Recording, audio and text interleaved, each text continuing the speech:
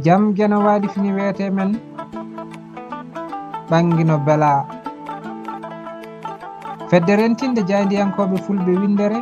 wiyetene lewlowal communication e gardagol Abou Samba Diop ɓami pellital hono no wawno waɗirde e kala hitande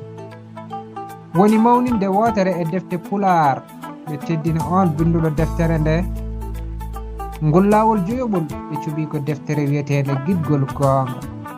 nde windi ɗum Ibrahima Oumar Kane katante leñol Magnam Yeroyaɓe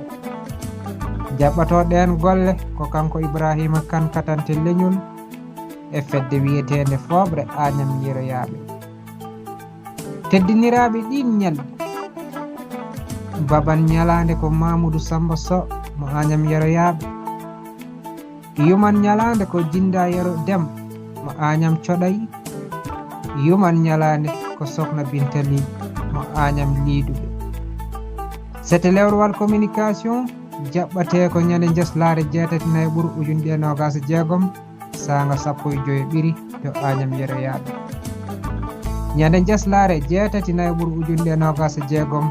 sanga 21 ha 23 ɓiri ko hirde pinal to dingiral hakkunde wuro Agnam Yeroyaɓe ñande nasande 9 ɓuuru ujunɗe 26 sanga 10 ha 13 ɓiri ko yiyoyde tiŋale tawateɗe e deftere Guiɗgol Gonga ñande nasande 9 ɓuuru ujunɗe 26 sanga 17 ɓiri ko wejo defte jeygu defte dille pinal ñande mawde 19 ɓuuru ujunɗe 26 ko mbayniko sete lewrowal communication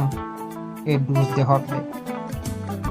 min teddiniri kadi min bismima ɓesgu Agnam Yeroyaɓe jeeri e waalo waali wuro en e ɗanniɓe commune Agnam hoore Fonde commune Thilone commune Dabia e dendagal gure pelle e yimɓe heeriɓe